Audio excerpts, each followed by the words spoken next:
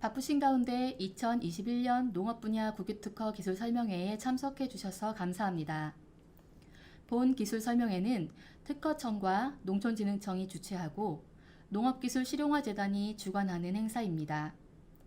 국유특허의 전용 제도와 최근 개정사항에 대해 알려드리고 전용 실시 가능한 우수기술을 소개해드림으로써 관심 있으신 기술에 대해서는 수요를 받기 위해 기획되었습니다. 오늘 소개되는 기술 외에도 국유특허 기술 중 전용에 관심 있는 기술이 있으실 경우 농업기술실용화재단 담당자에게 문의하시면 상세히 안내받으실 수 있습니다.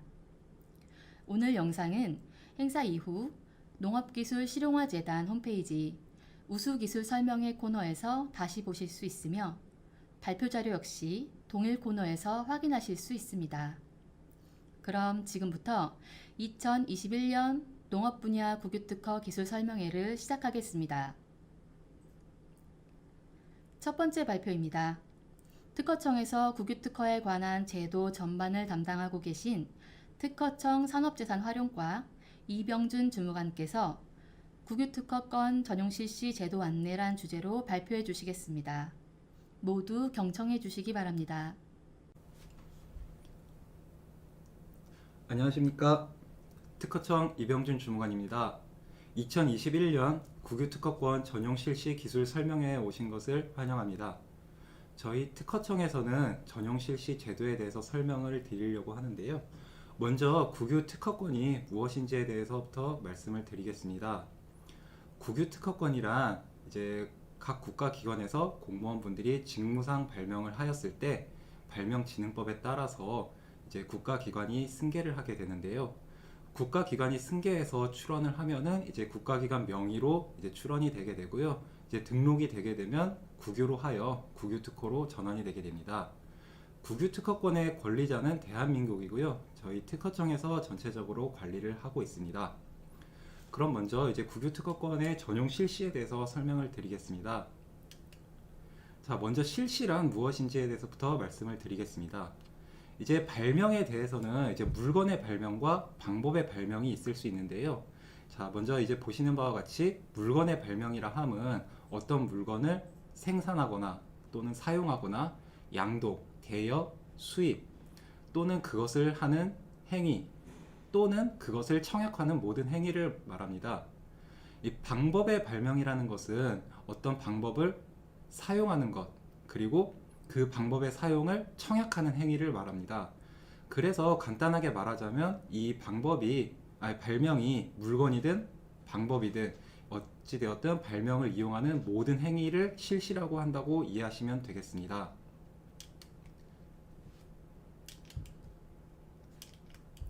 예, 그래서 이 특허권자는 기본적으로 어떠한 발명을 했을 때 그것을 실시할 권리를 독점을 하게 되는데요.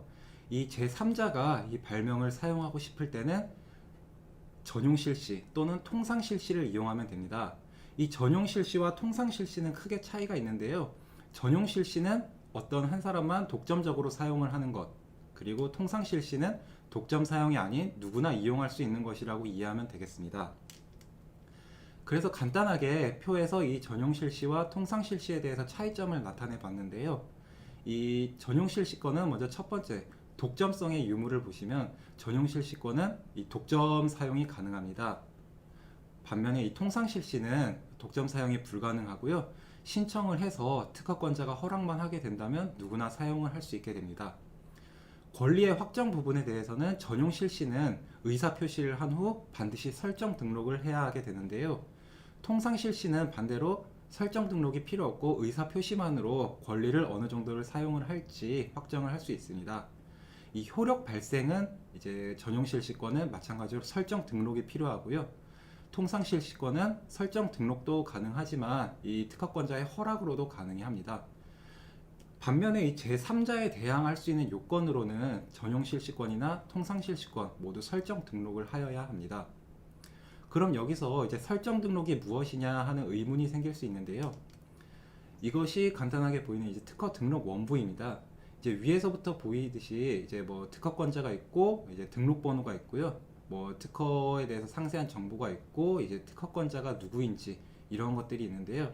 이 빨간 박스 안에 보시면 이제 전용 실시권자란이라고 해서 이 특허 등록 원부에 특허권자 이외에 그 특허권을 사용을 할 수 있는 전용 실시권자에 대해서 기재가 되어 있습니다.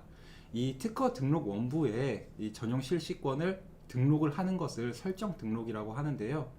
이 확대해서 보시면은 이 전용 실시권자가 누구인지, 어디서부터 사용하고 언제부터 사용할 수 있는지, 그것에 대해서 대가는 얼마를 치료하는지, 이 모든 것들이 기재되어 있습니다. 그래서 특허 등록 원부에 이 전용 실시권에 대해서 설정 등록을 하게 되면 이 효력이 발생을 하게 되고요. 마찬가지로 제3자에 대해서 대항을 할 수가 있게 됩니다. 예, 그러면 국유 특허권의 전용 실시에 대해서 설명을 드릴 텐데요. 이제 국유 특허권의 처분 원칙은 기본적으로 통상 실시권의 허락을 원칙으로 합니다. 그리고 그 기간은 3년 이내로 하고 있는데요. 다만 이제 매각이나 전용 실시를 허용하는 조건이 있습니다. 여기 보시는 바와 같이 첫 번째, 통상 실시권을 받으려는 자가 없는 경우, 두 번째, 사업화하여 수익이 발생할 때까지 3년 이상의 후속 연구가 필요한 경우, 세 번째, 다른 법령, 또 예를 들어 약사법 이런 것들이 있겠죠.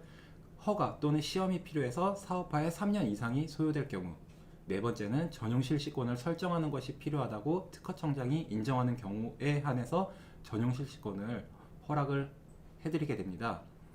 전용 실시의 계약 기간은 기본적으로 3년 이내인데요. 다만 실시하는 데 필요한 기간이 1년 이상 필요한 경우에 대해서는 3년 이상도 계약을 할 수 있습니다.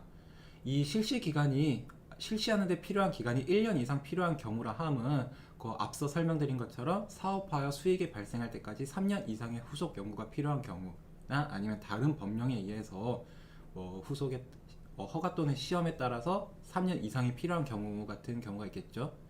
예, 그리고 특허의 존속 기간이 4년 이내에 만료되는 경우에는 그 존속 기간까지 전용 실시를 계약할 수 있습니다. 예, 전용 실시의 갱신 횟수는 기본적으로 1회입니다. 예, 그래서 전용 실시를 처음 계약을 하고 이후의 재계약까지만 허용이 되는데요. 올 4월에 이제 발명진흥법이 개정이 되면서 2회 이상도 계약이 가능하게 되었습니다. 시행은 10월 21일이지만 그 전에 전용 실시 계약을 맺은 것을 재계약할 때는 2회 이상 계약이 가능하게 되니까요. 이 국유 특허권의 전용 실시를 많이 이용해 주시기 바랍니다. 예, 그러면은 이 국유 특허의 전용 실시 진행 과정에 대해서 말씀을 한번 드려보겠습니다. 전체적인 프로세스는 앞에 슬라이드와 같습니다. 먼저 첫 번째로 이제 각 기관에서 대상 기술을 선별을 하는데요. 이 각종 심의를 거쳐서 어떤 기술을 선별을 할지 이제 정하게 됩니다. 그러면 이제 다음에는 대상 기술을 이제 공고를 하게 됩니다. 이 공고는 각 기관 홈페이지나 아니면 저희 이제 온비드라고 해서 전자자산 처분 관리 시스템을 통해서 공고를 하게 됩니다. 이제 기본적으로 전용 실시권은 경쟁 입찰을 기본적으로 합니다. 물론 수의 계약에 대한 예외 조항이 있긴 하지만 기본적으로는 공개 경쟁 입찰이 되겠습니다. 이 경쟁 입찰을 통해서 이 낙찰자가 이제 결정이 되면요, 낙찰자와 이제 협상을 하게 됩니다. 그래서 이제 세부적인 조건을 이제 정하게 되는데요. 이 협상이 완료되게 되면 이제 계약을 체결하게 됩니다. 계약을 체결하게 되면은 이제 최소 실시료를 납부를 하게 되는데요. 이 최소 실시료를 납부하고 나서야 이제 본격적으로 전용 실시를 진행하시면 된다고 보면 되겠습니다. 그래서 이제 각 프로세스를 간단하게 하나씩 살펴보겠습니다. 먼저 이제 대상 기술을 선별 절차인데요. 이제 발명을 승계한 기관, 여기서는 저희는 간편하게 발명 기관이라고 하는데요. 이 발명 기관에서 심의를 거칩니다. 그래서 전용 실시가 필요한가, 그리고 이 전용 실시의 대상 특허는 무엇인가, 그리고 이 특허의 대상이 되는 관련부나 시장 규모는 어느 정도이고 이 특허와 관련된 개발 현황은 어느 정도로 진행이 되고 있는가, 그리고 실시 기간은 어느 정도가 적당한가, 이 모든 것들을 심의를 하고 최종적으로 대상 기술을 선별을 하게 됩니다. 이제 대상 기술 공고인데요. 앞서 말씀드린 것처럼 이 온비드라는 사이트를 통해서 기본적으로 진행이 됩니다. 이 온비드는 아래에 나와 있는 이제 주소로 들어가시면 되겠는데요. 전자자산 처분 시스템이라고 합니다. 이 홈페이지에 보시면 위에 검색 화면이 있고 거기서 이제 뭐 국유 특허로 검색을 하셔도 되고요. 아니면은 이 카테고리에서 검색을 하셔도 되겠습니다. 그래서 이제 검색을 하시면 저렇게 국유 특허의 목록이 쫙 나오는데요.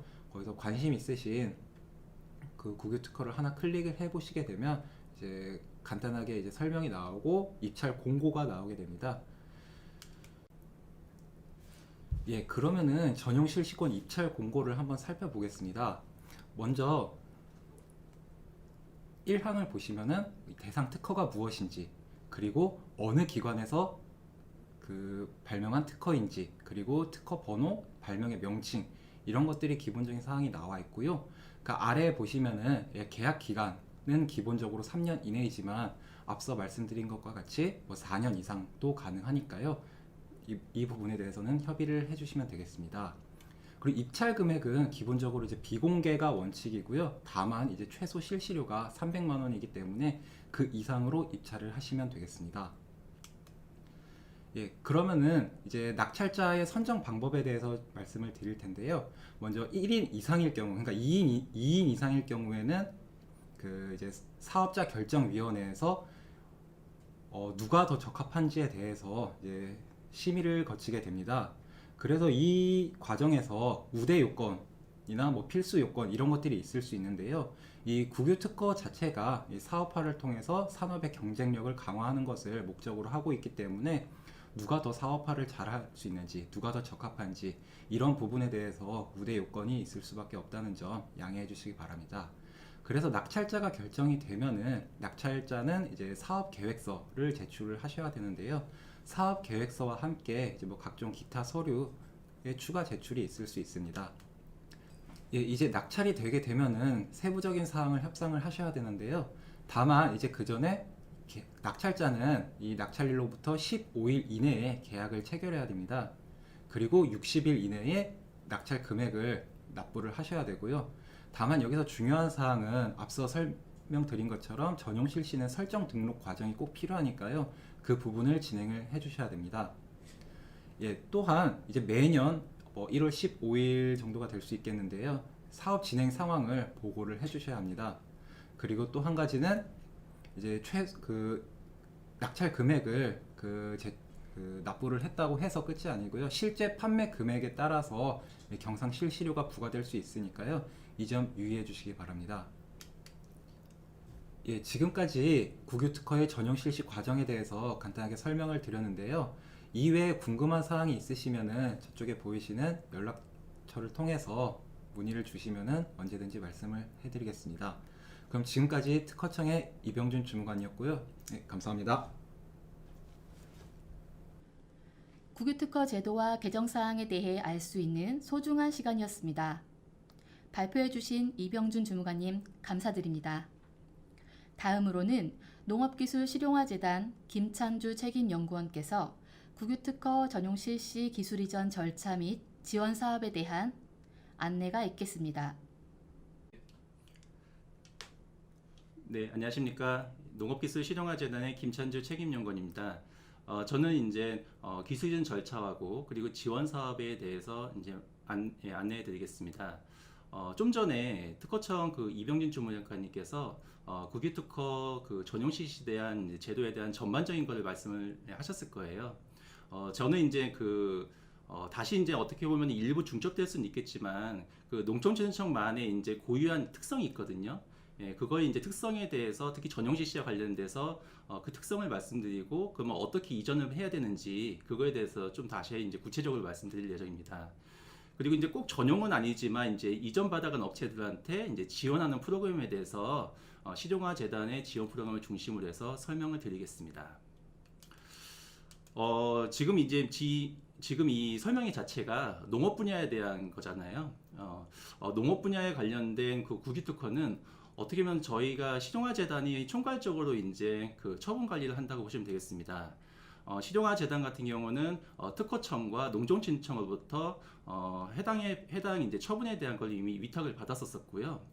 근데 이제 워낙 이제 2011년과 14년 이때 이제는 워낙 이제 통상 실시에 대해서 위탁을 받았었는데 저희가 이제 2019년대쯤에는 전용 실시에 대해서도 위탁을 받았었고요. 그리고 이제 올해부터는 무상 실시에 대한 처분을 이제 받고 있습니다. 그러다 보니까 국유특허에 대해서는 모든 부분에 대해서 이제 재단을 통하면은 이제 이전 절차가 이루어질 수 있다라고 보시면 되겠습니다.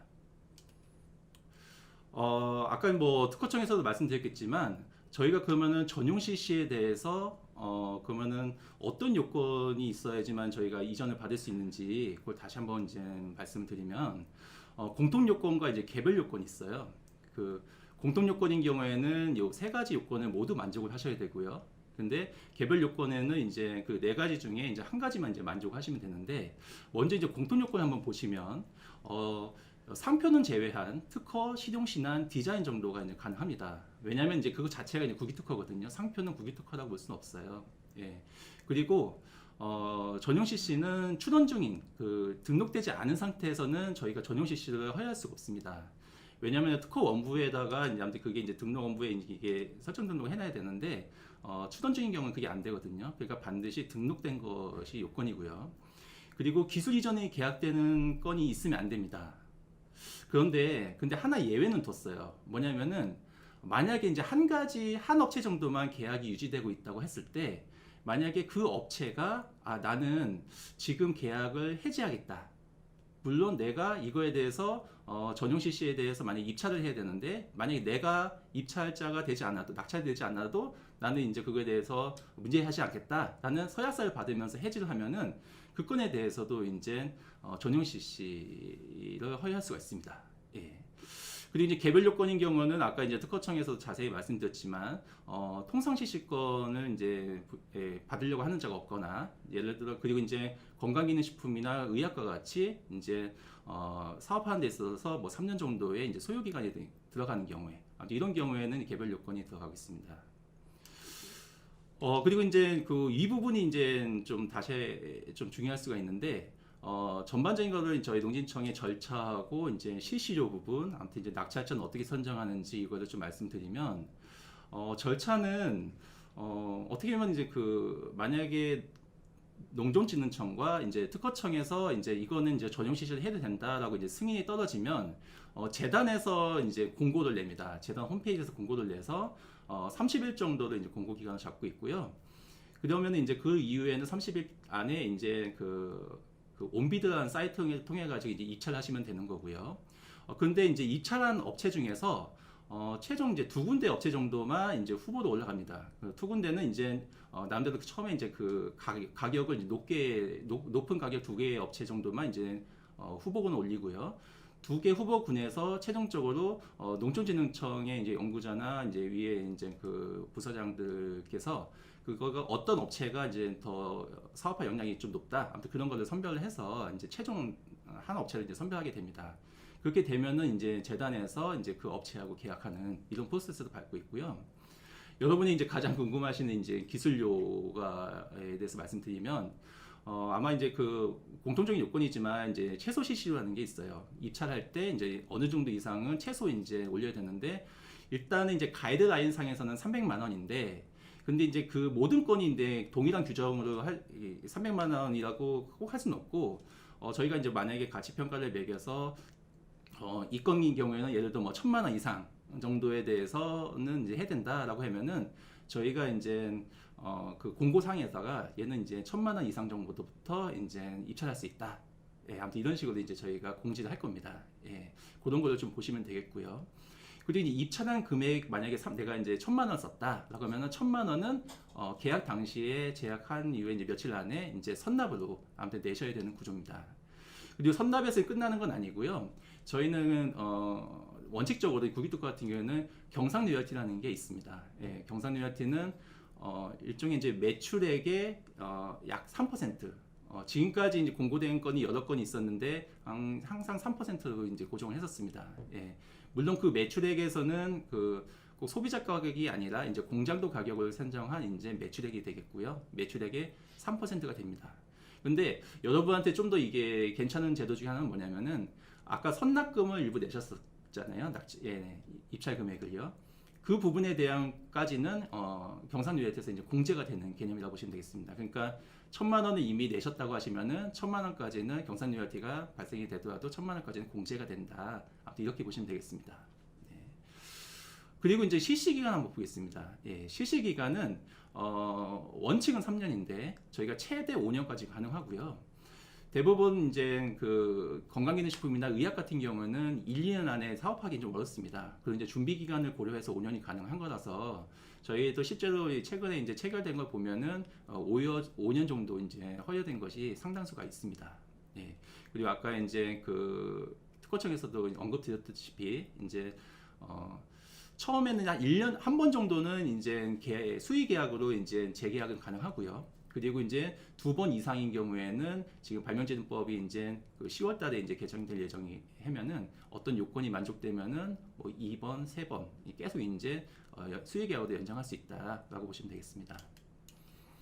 그러면 여러분이 궁금하신 것이 그러면은 내가 전용 CC를 받고 싶은데 그럼 어떤 기술이 전용 CC 대상이냐 이게 궁금하실 텐데요. 아까 개별 요건에 보시면은 첫 번째가 뭐냐면은 통상 CC권을 받으려고 하는 자가 없는 것이 하나 요건이었잖아요. 일종의 그런 거는 이렇게 생각할 수도 있어요. 그 저희가 등록한 날로부터 3년 동안 계약한 업체가 없다고 하면 특허청에서는 이거를 무상권으로 분류하거든요. 그리고 무상권에 대해서는 저희가 책자에다가 무상권을 표시를 합니다. 저희가 여기 자료에도 보시겠지만 기술 목록집이라고 매년 저희가 발간을 하는데요. 거기에 자료의 오른쪽에 보시면은 거기 보면 이게 무상이다 유상이다라는 것이 저기 표시해놔요. 그러면은 이게 무상권이다라고 하시면은 때로는 이것이 전용 CC의 대상도 가능하겠구나 이렇게 예상하시면 되겠습니다. 책자는 또 1년에 한 번씩 나오는 거니까 실시간으로 보고 싶으실 수가 있잖아요. 그거는 이제 특허청에서 제공하는 특허로라는 별도 사이트가 있어요. 예, 특허로라는 사이트에서 거기 자료에 나오는 그 루트를 보시면은 거기에 들어가시면은 각 개별권마다 얘가 무상권인지 유상권인지가 이제 표시가 되어 있습니다. 그래서 그걸 통해 가지고 이게 통상 CC권을 받으려고 하는 자가 없는지 그런 걸 확인하실 수가 있겠습니다. 그리고 때로는 이제 개별 요건 그게 아니라 때로는 이제 등록된 건이면서 때로는 이게 아까 이제 뭐 3년 이상 무슨 사업하는데도 필요한 기간, 아무튼 그런 기술에 해당되는 건지 그런 건이 어떤 건인가, 그리고 이제 계약이 유지되지 않은 업체라고 건이만 가능하다는데 그런 건이 어떤 건인가 또 궁금하실 수가 있잖아요. 이거는 저희가 곧 저희가 이제 그 자료실 재단 홈페이지에다가 그런 해당 대상에 대해서 저희가 공시를 하겠습니다. 이 자료에서 보는 것처럼 저희가 엑셀로 해가지고 이제 몇 건에 대해서 저희가 올려놓을 텐데요. 물론 이것이 100% 그 사이에 올려놓고 나서 또 그 사이에 또 어떤 변동사항이 있을 수도 있고요. 그리고 또 저희가 엄밀히 검토해 보면은 또 이게 또 대상이 아닐 수가 있어서 일단은 저희가 1차적인 가안을 올리는 거, 가안에 대한 이제 후보군을 올리는 겁니다. 그래서 일단은 요거에 대해 한번 보시고 나서 내가 요걸 좀 관심 있다라고 해서 문의를 주시면 저희가 세부적으로 좀 검토하고 때로는 박사님한테도 저희가 문의를 해가지고 여기 전용 CC 가능하신지 한번 문의를 한 다음에 가능하다고 싶으시면은 그럼 그거에 대해서 전용 CC를 진행하는 걸로 아무튼 그렇게 진행할 예정입니다. 그래서 요런 리스트도 한번 참고로 하시면 되겠습니다. 여러분께서 이제 기술 그러면 대상에 대해 어떤 거에 대해 내가 관심 받고 싶다라고 하시면요. 그러면은 이제 신청서를 작성하셔서 저희한테 이제 보내주시면 됩니다. 여기 이제 자료에 보시는 그게 이제 그 신청서고요.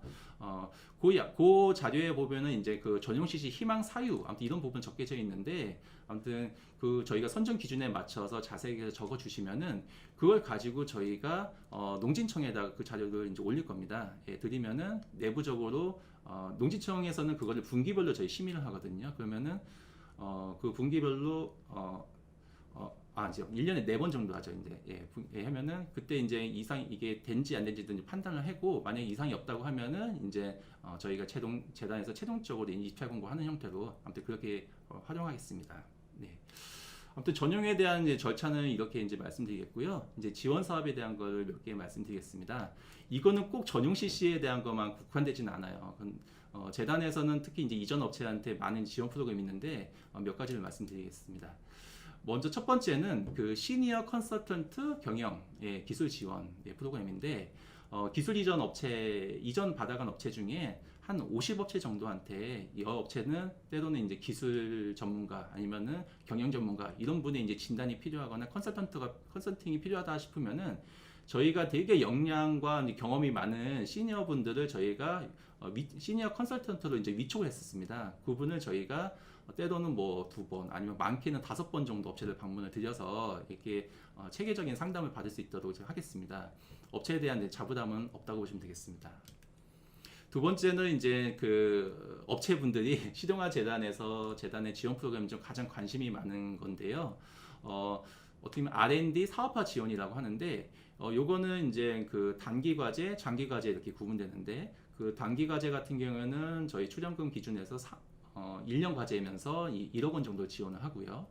장기 과제는 저희가 3년 정도를 하는데 출연금이 한 3억 정도를 지원하는 프로그램이 있습니다. 특히 이제 뭐 건강기능식품이나 의학에 관련된 업체는 때로는 뭐 인증을 받는다거나 이게 단기에 1년 안에 매출이 나올 수 있는 게 아니지 않습니까? 그럴 때는 또 이제 장기 프로그램을 이용하셔서 충분하게 이제 활용할 수가 있겠고요. 물론 이제 그 장기 프로그램인 경우는 매출액이 어느 정도 이제 이상이 이제 돼야 되는 게 이제 조건인데, 그거는 이제 담당자한테 문의를 하시면 되겠습니다. 요 사업은 이제 이전 받았다고 해서 바로 신청할 수 있는 건 아니고요. 보통 연말 정도 진행을 공고가 되는데, 올해 같은 경우는 한 11월 정도 공고할 예정으로 알고 있습니다. 세 번째는 이제 그 이전 업체한테 또 어떻게 보면은 그 당신이 갖고 있는 그 상품에 대한 그 개선 아니면은 유통을 좀 잘하기 위해서 저희가 지원 프로그램이 있습니다. 여기 이제 오른쪽에 이제 빨간 그 보시면은 때로는 이제 어떤 저희가 이전 업체 중에서 이제 어떤 한 100업체 정도를 선정을 해서 교육을 일단은 시켜드린 다음에 그 중에 또 이제 한 50업체 정도는 저희가 소비자 반응 같은 거를 좀 그런 걸 원하실 수가 있어서 그런 것도 저희가 품평회 같은 걸 해드리고요. 또 그 업체 중에 또 20업체 정도는 다양한 유통에 관련된 뭐 MD를 아무튼 매칭시켜 주신다거나 오프라인 뭐 네 이제 어떻게 보면은 뭐 아무튼 입점을 할 수 있게 한다거나 여러 가지 프로그램을 저희가 지원하니까 이런 것들을 활용할 수 있겠습니다. 그리고 또 저희는 또 뭐 여러 가지 이제 온라인 그 유통 채널이 있을 텐데, 그 네이버 팜도 하나의 사례지만 작년에 이제 네이버 팜에 이제 더 농부 마켓이라는 걸 통해 가지고 이제 그거를 이제 온라인으로 판매할 수 있도록 기사도 써서 이제 판매할 수 있도록 했더니만 호응이 상당히 좋았었거든요. 아무튼 여러분이 이제 그 기술 이전을 받으시면은 아무튼 이런 식으로도 이제 지원을 해서 응모도 가능하다라고 보시면 되겠습니다. 그리고 또는 이제 또 이거는 꼭 이전만은 아니고 때로는 또 국유 특허에 한정되진 않습니다. 아니면 이제 본인의 자체 기술이 있거나 때로는 국유 특허는 아니지만 이제 그 추전년이나 다른 이제 기간에 있는 이전을 받아나간 업체인 경우에는요. 그거에 대해서 이제 여러 가지 이제 그거를 사업하는 데 있어서 저희가 자금을 지원합니다. 때로는 추론 비용도 지원할 수 있고, 때로는 간단한 이제 제품을 만들어 볼 수 있게도 이제 저희가 지원하고 있고요. 아무튼 항목이 너무 다양해서 그건 자료로 보시면 되겠습니다. 그리고 지금까지는 저희 재단의 지원 프로그램을 말씀드렸는데요. 때로는 이전 업체한테 지원하는 프로그램은 상당히 되게 많습니다. 여러 기관에서요.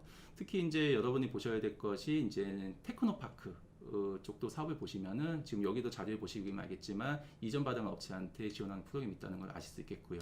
네. 그리고 또 이제 연구개발특구, 뭐 여기만 전북이라고 하면은 전북에서도 연구개발특구 진흥재단이 있거든요. 예, 그쪽에서도 보면은 이전한 업체한테 사업화 자금을 이제 지원하는 게 있어서 아무튼 그런 부분을 이용하시면은 도움이 되실 겁니다. 네. 아무튼 이상 제가 이제 전용 CC에 대한 전반적인 그 제도, 특히 이제 농촌진흥청에 대해서 어떻게 이제 이전을 이제 신청하고 하는지에 대해 말씀드렸고요. 그리고 이제 지원 프로그램에 대해서 말씀드렸습니다. 아무튼 이런 이제 여러 가지 그 정보를 많이 활용하셔가지고요. 여러분이 사업화를 성공하는데 아무튼 재단은 늘 기원하겠습니다. 네, 감사합니다. 국유특허 통상 실시가 아닌 전용 실시만의 독특한 이전 절차에 대해 알 수 있는 좋은 시간이었습니다. 김찬주 책임연구원님, 친절한 설명 감사합니다. 그럼 지금부터 네 분의 농촌진흥청 박사님으로부터 전용 실시가 가능한 우수기술에 대한 설명을 듣겠습니다.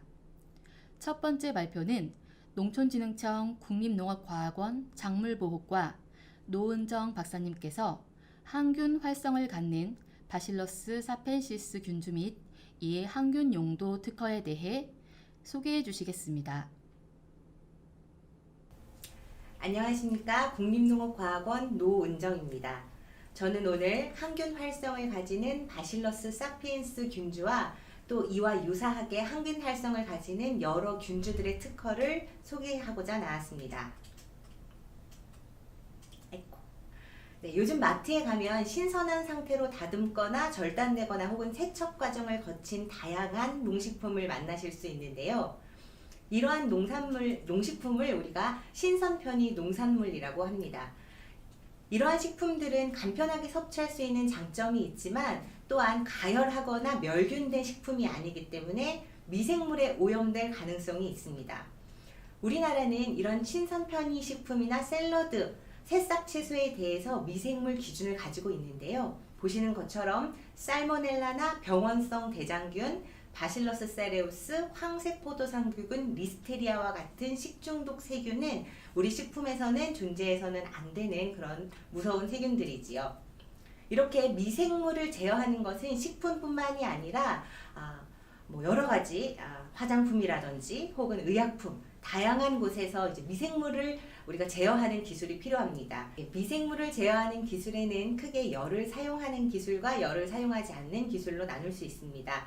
열을 사용하는 기술은 끓이거나 혹은 높은 열을 주는 그런 방법, 혹은 전자레인지처럼 마이크로웨이브를 이용하는 방법도 있습니다.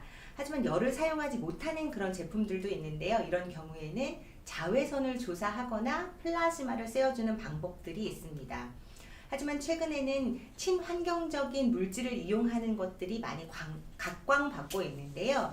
대표적으로는 오늘 제가 소개시켜드릴 박테리오신, 그리고 최근에 또 많이 연구가 되고 있는 박테리오파지와 같은 것들이 있습니다. 박테리오신이라는 것은 어떤 물질일까요? 박테리오신은 미생물이 직접 생합성해서 만들어내는 작은 단백질입니다. 우리가 약품으로 섭취하는 이 항생제들은 좋은 미생물과 나쁜 미생물을 가리지 않고 모든 미생물을 죽이거든요. 하지만 박테리오신은 자기하고 가까운 세균 혹은 특정한 목표 세균에만 작용을 한다는 특징을 가지고 있습니다. 이런 좁은 기주 범위는 박테리오신과 같은 친환경적인 항균 물질의 장점이자 또 단점이 될 수도 있겠지요. 실제로 니신과 같은 박테리오신은 한국을 포함한 50여 개국에서 실제로 식품 첨가제로 활용되고 있습니다.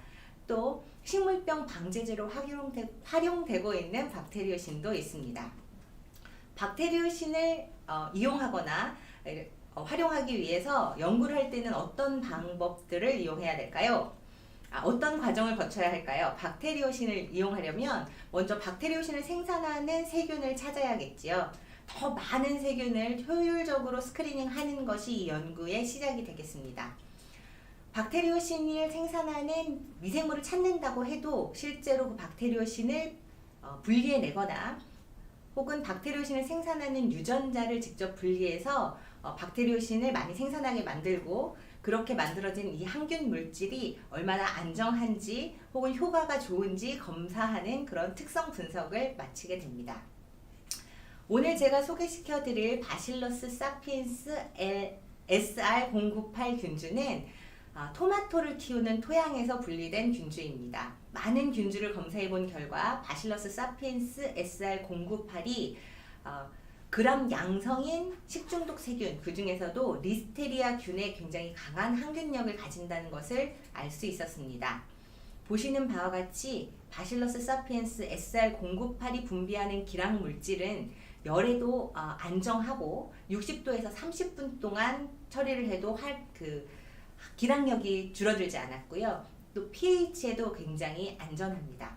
보시는 것처럼 단백질 분해 효소를 처리하면은 항균력이 사라지는 것을 볼 수 있는데요. 이것은 이 물질이 단백질이라는 것을 알려주는 그런 증거가 되겠습니다.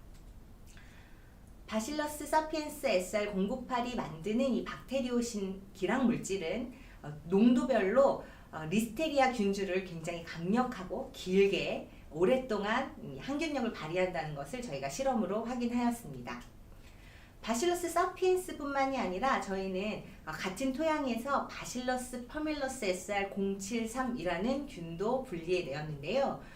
플레이트 사진을 보시면 바실러스 세리우스나 리스테리아, 황색포도상 구균과 같이 그람 양성 식중독 세균이 잘 자라지 못하게 항균 물질을 분비하고 있는 것을 확인할 수 있습니다.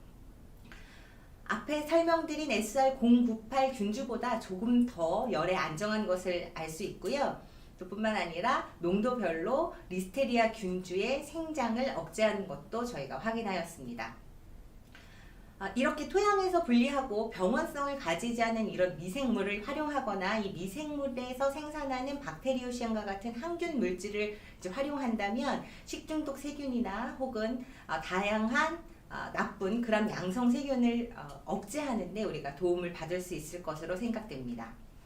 두 번째 파트는 황색포도상 규균을 제어하는 박테리오신 생산균주들을 소개시켜 드리겠습니다. 황색포도상 규균은 MRSA라고 불리우는 항생제에도 죽지 않는 강력한 슈퍼박테리아의 비율이 높은 균주로 알려져 있습니다. 피부 감염에도 이제 피부 감염의 원인균이기도 하고요. 그래서 황색포도상구균을 잘 제어하는 것이 많은 분야에서 중요한 화두라고 할 수 있겠습니다. 우리 연구소에서는 스타필로코커스 갈리나룸 R0003, 에피더미디스 R0002, 그리고 파스테리 RSP1 이 세 개의 균주를 분리한 바 있습니다. 이 세 개의 균주는 모두 황색포도상 구균의 강력한 항균 효과를 가지고 있습니다. 그런데 아까 설명드린 것처럼 박테리오신은 굉장히 기주 범위가 특이적이기 때문에 목표 세균만을 이제 특이적으로 죽이게 됩니다. 그래서 이렇게 유사한 특성을 가지는 박테리오신을 함께 사용하게 된다면 그 분야에, 그러니까 우리가 타겟으로 하는 균주들이 조금씩 특징이 다르더라도 다 그 범위를 커버해서 죽일 수 있는 그런 좋은 기주 범위를 가지게 되는 것이지요. 또 이러한 박테리오신들이 서로 조금씩 생화학적인 특성이 또 다르기 때문에 함께 사용할 경우에는 더 높은 시너지 효과를 가질 수 있습니다. 보시는 바와 같이 각각의 박테리오신을 사용했을 때에는 물론 황색포도상규균의 생장을 잘 억제하지만 3개의 박테리오신을 함께 사용하면 더 낮은 농도에서도 더 좋은 항균 효과를 확인할 수 있습니다. 저희는 이렇게 3개의 박테리오신을 섞어가지고 샐러드와 같이 신선한 농산물을 세척하는 데 활용해 보았는데요. 그림에서 보시는 것처럼 시간이 지나도 세척된 농산물의 상품성은 떨어지지 않았고, 하지만 이제 표면에 저희가 인위적으로 오염시킨 황색포도상 구균은 아주 오랫동안 잘 제어가 되는 것을 확인할 수 있었습니다. 오늘 저는 바실러스 계열과 황색포도상구균 계열의 기량물질을 만드는 세균들을 소개시켜 드렸는데요. 이들이 만들어내는 박테리오신이라는 항균 물질을 농산물 혹은 또 다양한 분야에서 잘 활용되기를 바랍니다. 감사합니다. 노은전 박사님, 우수기술 발표 감사드립니다. 다음으로 농촌진흥청 우관식 박사님께서 항산화 능이 증진된 옥수수차의 제조 방법 특허에 대해 발표해 주시겠습니다. 안녕하십니까. 농촌진흥청 우관식입니다. 제가 말씀드릴 특허는 항산화 능이 증진된 옥수수차의 제조 방법입니다. 옥수수는 벼, 밀과 함께 세계 3대 식량 작물로서 멕시코, 남아메리카가 원산지로 알려져 있습니다. 원산지인 중남미 지역에서는 옥수수의 신이 존재할 만큼 옥수수는 매우 중요한 작물입니다. 간식용 외에도 전분, 액상과당 등의 형태로 거의 모든 가공식품의 첨가제로 이용되고 있으며 산업소재, 의약소재, 바이오 연료로도 활용이 되고 있습니다. 옥수수는 재배 역사는 500년 정도로 짧으나 파급력이 매우 큰 작물입니다. 보존과 조리가 쉽고 활용성이나 생산성이 매우 높은 작물 중에 하나입니다. 옥수수는 과거에 화폐가 없던 고대 경제에서 가장 중요한 물물 교환 수단으로 이용이 되었고, 인류학자들은 남미 문화의 발달에 매우 큰 기여를 한 것으로 평가하고 있습니다. 옥수수는 줄기부터 수술까지 거의 모든 부위가 식품, 에너지, 산업 소재, 제약 원료 등의 다양한 소재로 이용이 되고 있습니다. 이삭의 경우 식량이나 간식용으로 사용이 되고, 전분을 전분당으로 전환하여 가공식품의 첨가물로 사용을 하고 있습니다. 또한 옥수수의 이삭과 줄기, 잎, 이 전체를 사용해서 사일리지용으로 이용되고 있고, 바이오에탄올 같은 새로운 에너지원으로 옥수수의 수요량이 증가하고 있는 추세입니다. 또한 생분해성 바이오 플라스틱 사용 증가에 따라 원료로도 많이 이용이 되고 있고, 옥수수 수염과 수술 부위는 양리 성분을 활용해서 천연물 신약 개발에 활용이 되고 있습니다. 옥수수는 이삭의 모양과 성질에 따라 마취종, 경립종, 감미종 등 8종으로 분류를 하고 있으며 국내 옥수수 품종은 주로 국공립연구기관에서 개발을 하고 있습니다. 주로 이제 일반 옥수수와 찰옥수수 등 교작계 품종이 개발이 되고 있고 2019년 기준으로 옥수수의 재배 면적은 약 26,000헥타르이고 수입량은 1,140만 톤으로 브라질, 아르헨티나, 미국 등지에서 수입을 하고 있습니다. 옥수수의 개발 현황에 대해서 말씀을 드리겠습니다. 1960년대 이전에는 재래종이나 방임수분의 품종이 재배가 되었고 세계적으로 옥수수의 품종 6종이 시작된 것은 1959년입니다. 60년대에는 옥수수 품종 개발의 기반을 조성하는 시기로서 자식 계통의 육성이 시작이 되었고 합성 품종 개발을 주력하였습니다. 70년대에는 합성 품종에서 교잡종으로 전환되는 시기로서 75년에 단옥수수나 찰옥수수의 유전자를 이용하여 교잡종을 농가에 보급하기 시작하였습니다. 80년대는 정부의 축산진흥 시책에 따라서 사료용 옥수수 품종 개발에 주력하였고 단교잡종 품종 개발 보급심이 정착되는 시기입니다. 90년대에는 식용 푸드 옥수수나 사료용 옥수수의 품종 등이 개발이 된 시기이고 2000년대에는 식용이나 사료용 등 옥수수의 품종이 다양화되는 시기입니다. 2010년에는 육종의 범위가 더욱 확대되어 우량 품종을 계속 개발되었습니다. 옥수수는 나달의 배유와 배합뿐만 아니라 껍질인 과피, 암술인, 수염까지 가공식품과 식품 첨가물로 이용을 하고 있습니다. 배유는 탄수화물이 풍부해서 전분이나 전분당의 형태로 가공식품에 이용이 되고 있고 배안엔 지질이 풍부하게 함유되고 있어 식용유를 만들고 경화유, 슈트닝 제조에 사용을 하고 있습니다. 과피의 풍부한 섬유소는 별도로 분류하여 식품 첨가 천연 유화제나 유용성 식이섬유 제조에 이용이 되고 있습니다. 옥수수 수염은 배뇨장애나 신장의 기능 개선에 효과가 있는 것으로 알려져 있어 음료 등의 다양한 제품으로 출시가 되고 있습니다. 본 특허에 대해서 설명드리겠습니다. 본 특허는 옥수수의 소비 수요 창출을 위해서 품질과 기능성이 증진된 옥수수차 가공 기술 개발과 옥수수차용 적합 품종 선정을 목적으로 진행을 하였습니다. 예비 실험으로 곡물 볶음기를 이용하여 옥수수차를 제조하였고 시중에 유통되고 있는 옥수수차의 알곡과 비교하여 외관 품질, 내부 구조, 침출 특성 등을 분석을 하여 가공 조건을 확립을 하였습니다. 또한 옥수수 원료곡의 수분 함량을 조정한 후에 옥수수차를 제조하고 품질 특성과 항산화 특성을 분석을 하였습니다.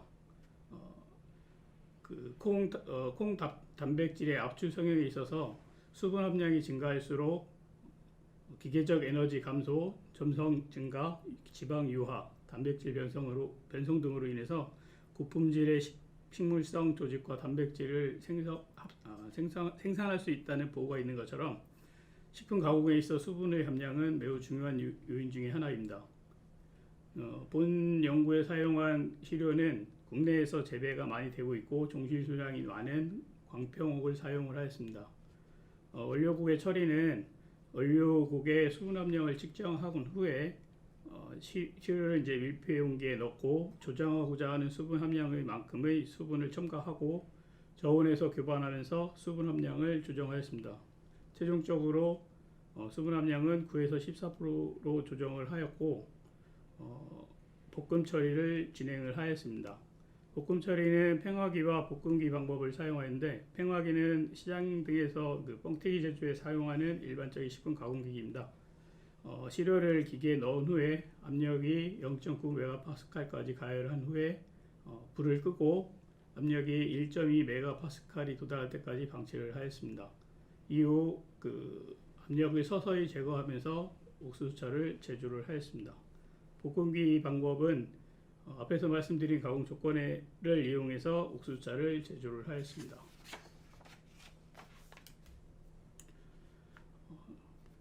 원료국의 수분 함량을 조정하여 제조한 옥수수차의 품질 특성을 조사한 결과 외관 품질은 팽하기를 이용한 방법에서 갈라짐이 많이 나타난 것을 확인하였고 차를 제조한 후에 품질 특성을 분석한 결과 팽하기 방법이 볶음기에 비해서 pH나 탁도, 갈색도, 적색도, 황색도 등이 높게 나타났고 명도는 낮았습니다. 수분 함량에 따라서는 팽하기 방법에서 수분 함량이 높아질수록 명도는 작아지고 적색도, 황색도는 커지는 것으로 나타났습니다. 이는 볶음 과정에서 팽하기 방법이 갈라짐이 더 많기 때문에 용축이 더 잘 된 것으로 생각이 되어집니다. 수분 함량을 조정하여 제조한 옥수수차의 항산화 성분과 활성을 분석한 결과입니다. 그림과 같이 볶음 후에 항산화 성분의 함량이 높게 나타나는 것을 알 수 있었습니다. 수분 함량이 증가할수록 총폴리페놀이나 폴리페놀 함량이 증가하는 것으로 나타났고 볶음 방법에 따라서 보았을 때 팽하기를 이용한 시료에서 높은 함량을 보이는 것으로 나타났습니다. 특히 수분 함량이 높은 구간에서 항산화 성분의 함량이 높은 것을 확인하였습니다. 원료국의 수분 함량을 조정하여 제조한 옥수수차의 항산화 성분 및 활성을 조사한 결과 볶음 처리 후 더 높은 함량을 보이는 것으로 나타났습니다. 수분 함량이 증가할수록 볶음 처리에 의한 총 폴리페놀 및 플라보노이드 함량이 증가하는 것으로 나타났고 볶음의 방법에 따라서 보았을 때 팽하기를 이용한 시료에서 더 높게 나타났습니다. 특히 수분 함량이 높은 구간에서 팽하기 방법이 볶음기에 비해서 유의적으로 높게 나타났습니다. 라디칼 소구 활성 또한 수분 함량이 높은 구간에서 높은 활성을 보이는 것으로 나타났습니다. 옥수수차 제조에 적합한 품종 선정을 위해 품종과 파종 시기별로 옥수수차를 제조하여 특성을 검증을 하였습니다. 시료에는 마취종 9종과 반격립종 4종, 중간종 2종을 사용하였고 파종 시기는 조기와 만기로 사용을 하였습니다. 볶음 처리는 앞에서 말씀드린 팽하기 방법을 이용하였습니다. 품종과 파종 시기별로 제조한 옥수수차의 외관 품질을 살펴본 결과 그림과 같이 동일한 조건으로 품종 및 재배 시기에 따라 색이나 갈라짐 등 외관이 다른 것을 확인하였습니다. 품종과 파종 시기에 따라 pH, 탁도, 갈색도는 유의적인 차이를 보이는 것으로 나타났고 명도나 적색도, 황색도는 일부 품종을 제외하고 품종과 파종 시기별로 유의적인 차이를 보이는 것으로 나타났습니다. 품종 및 파종 시기에 따라 제조한 옥수수차의 총 폴리페놀 함량은 그림과 같이 볶음 처리 후 증가하는 것으로 나타났습니다.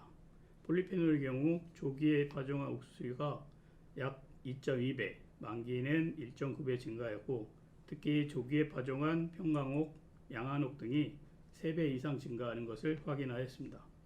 플라보노이드는 조기에 파종한 강인옥이 3.5배 증가하는 것으로 나타났습니다. 전체적으로 조기에 재배한 품종에서 높은 항산화 성분 함량을 보이는 것으로 나타났습니다.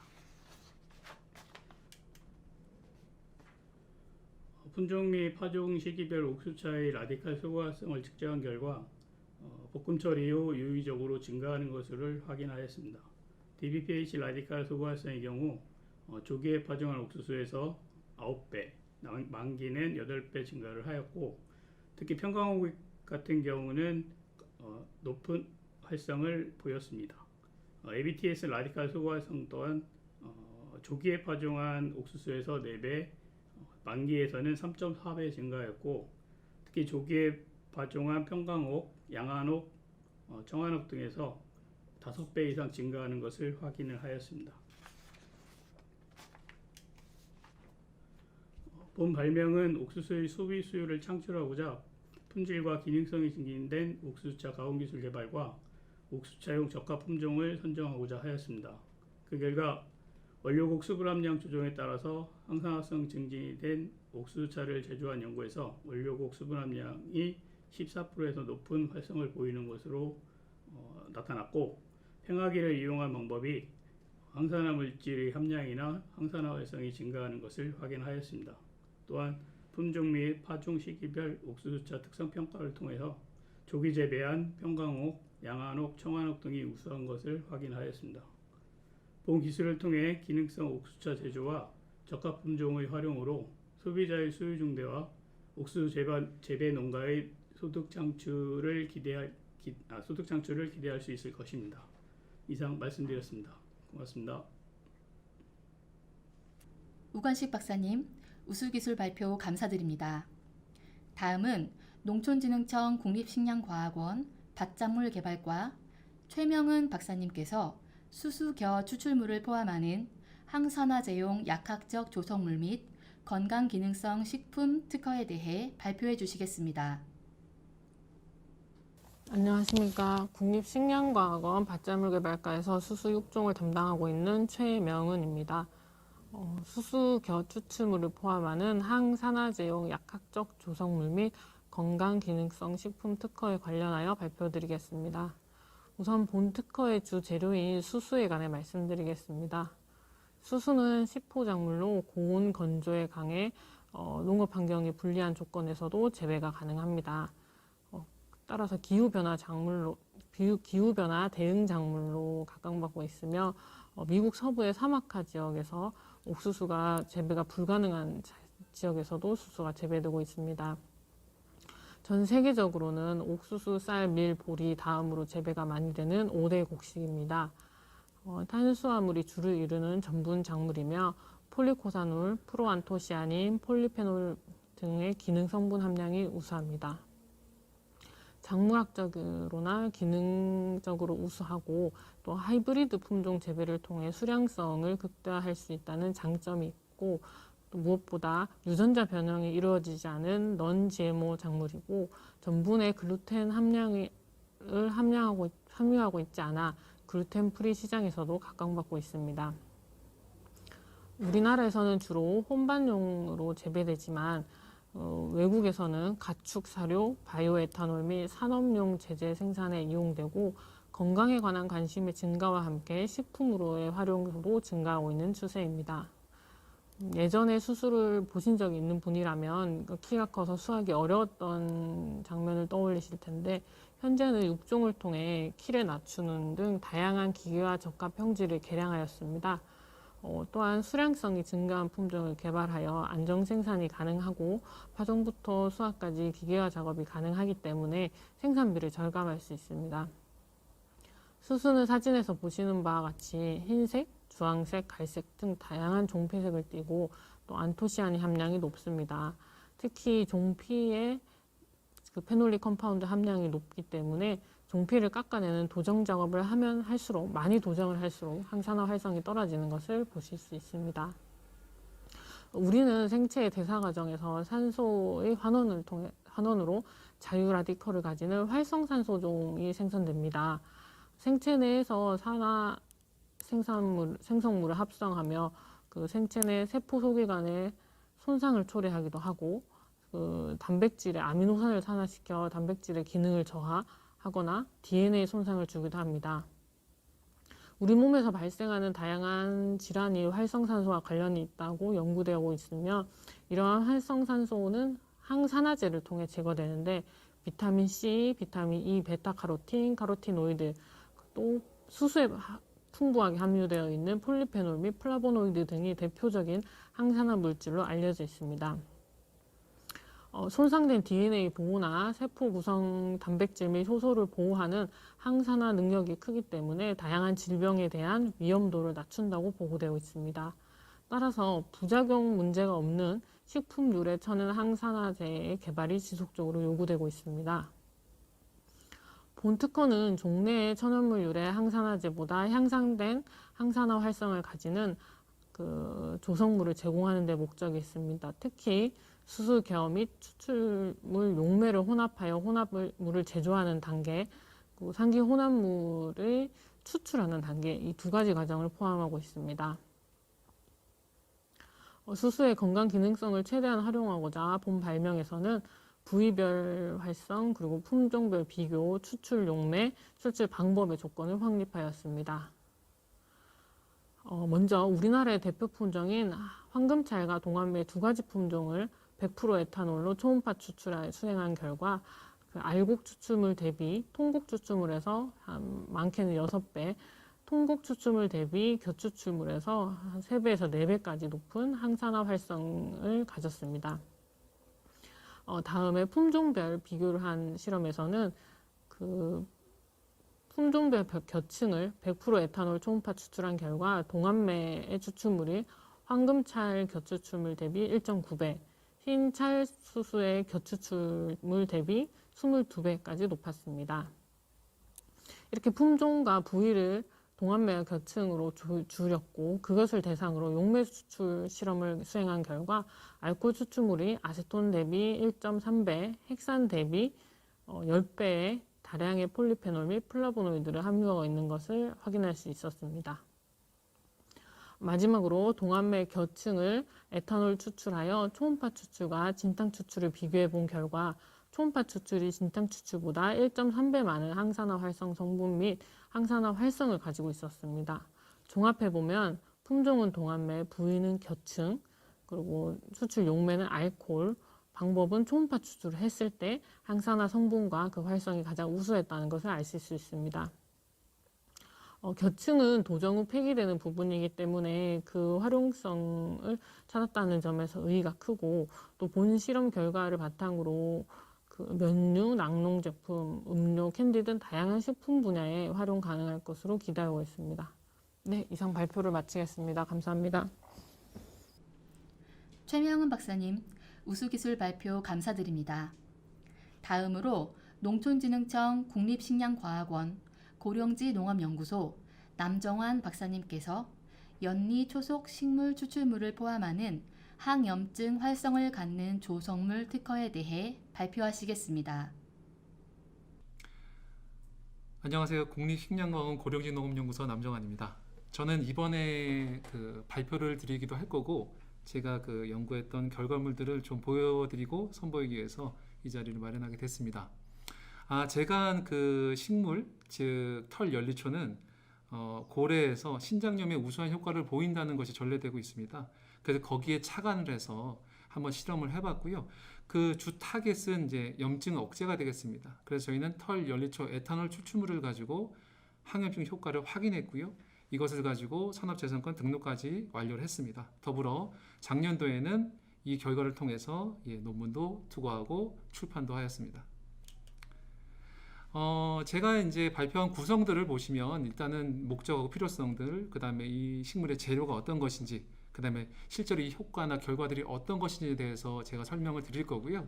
좀 어렵고 재미가 없으시더라도 좀 경청 부탁드리겠습니다. 이 연구의 목적 같은 경우에는 이제 아까도 서두에서 말씀을 드렸지만 염증이라는 것이 인체에 얼마나 영향을 미쳤기에 우리는 거기에 대해서 얼마나 이제 빨리 회복할 수 있는 부분에 대해서 그 결과들을 본 것이기 때문에 중요한 것은 그렇습니다. 저희가 이제 그 소고화된 식생활을 계속 하게 되고 뭐 적은 운동량이라든지 음주, 흡연 이런 것들에 노출되어 있기 때문에 염증이라는 질환들이 생길 수밖에 없습니다. 염증의 어떤 그 시초로 인해서 생기는 병들이 다양하게 있는데요. 뭐 그 중에 우리가 쉽게 알 수 있는 암이라든지 또는 염증을 통해 가지고 당뇨가 오기도 합니다.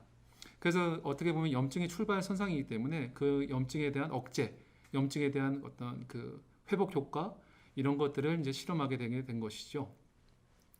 일반적으로 보게 되면 그 털 연리초 같은 경우에는 기능성 성분에 대한 부분이 연구가 되어 있습니다. 그러니까 저희는 이 성분에 대한 연구보다는 한 발자국 더 나아가서 그 염증 활성에 대한 부분에 포인트를 두었고요. 거기에 대한 이제 결과를 도출하게 되었죠.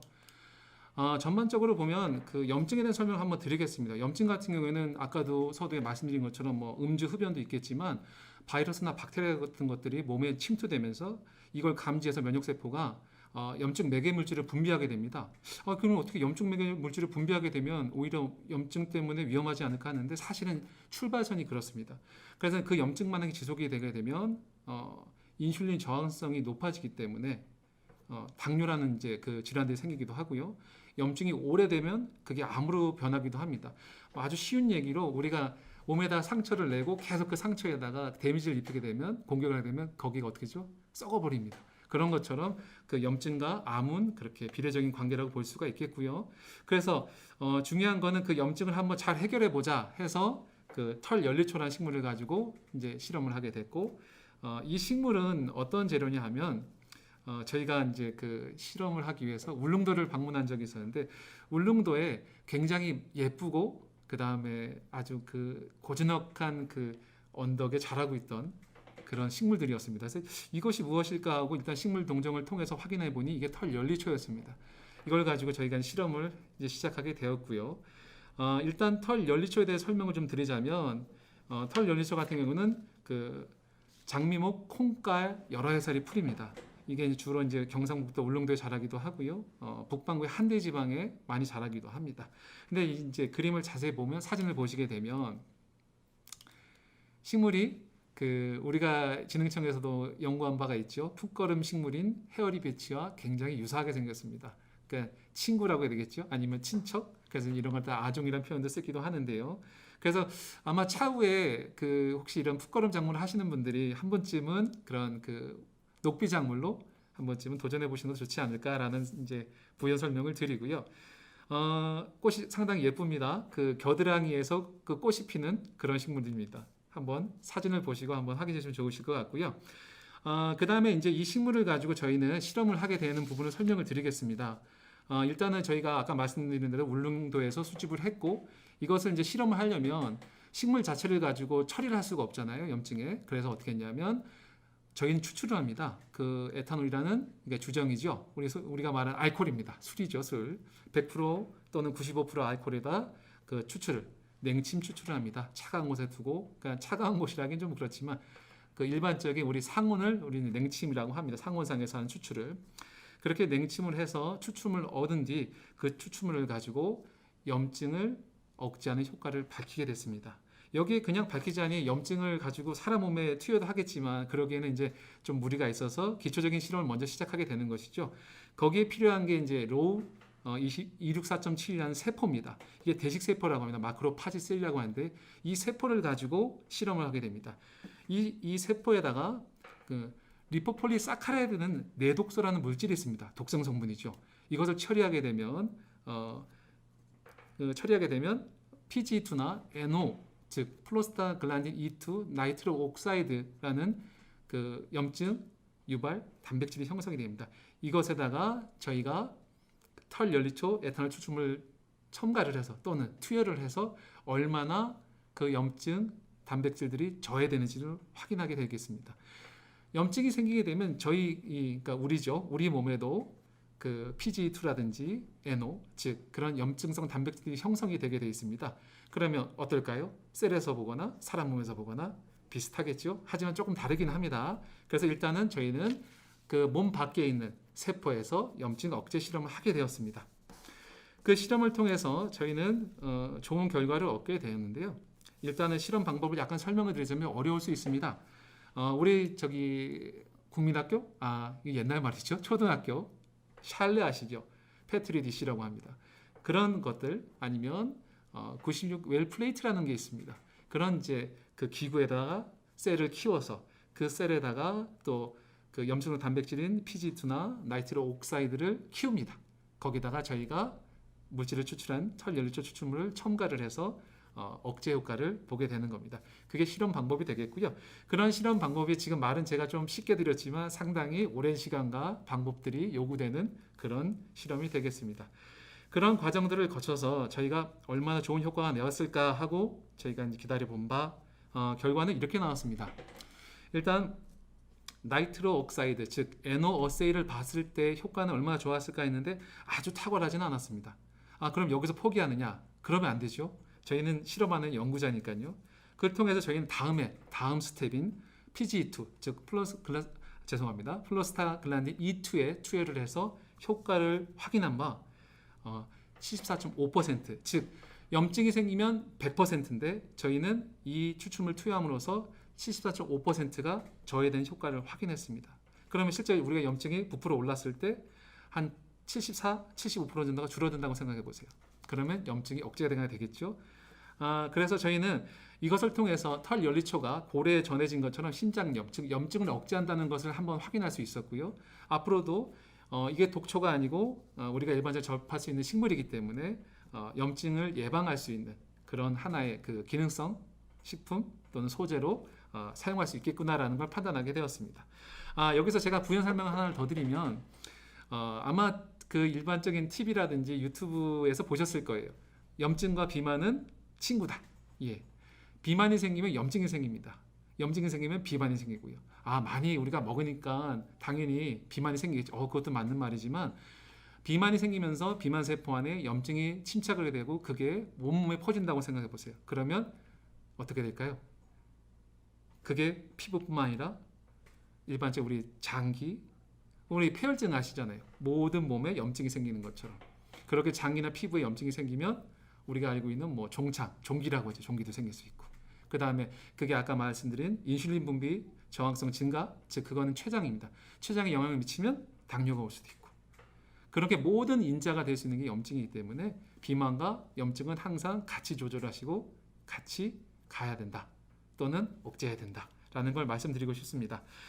그래서 이 결과를 통해서 설명 하나 더 드리자면 일단은 고래에서 신장염을 억제할 수 있는 그런 소재였다. 그 다음에 그걸 통해서 저희가 현대의 과학적인 기술을 통해서 억제하는 부분을 확인했기 때문에 이건 또 확인이 됐고요.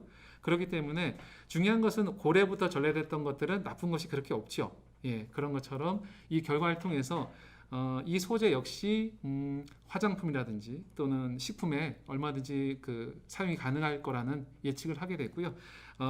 재미있는 얘기 하나는 그 울릉도는 미스테리 섬이죠. 미스테리 아일랜드라고 하는데 좋지 않을까요?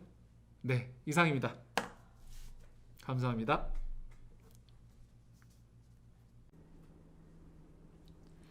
남정환 박사님, 우수기술 발표 감사드립니다. 이상으로 금일 준비한 발표는 모두 마쳤습니다. 각 기술에 대하여 궁금하신 사항이 있으신 경우 박사님께 문의해 주시면 되고 기술 이전 절차에 대하여 궁금하시다면 농업기술실용화재단 담당자에게 문의하시면 안내받으실 수 있습니다. 국유특허 전용 실시에 대한 수요는 연중으로 받을 예정이오니 국유특허 전용 실시 활성화를 위해 많은 관심 가져주시기 바랍니다. 이상으로 2021년 농업 분야 국유특허 기술 설명회를 마치겠으며 본 설명회 영상과 발표 자료는 농업기술실용화재단 우수기술 설명회 코너에서 확인하실 수 있습니다.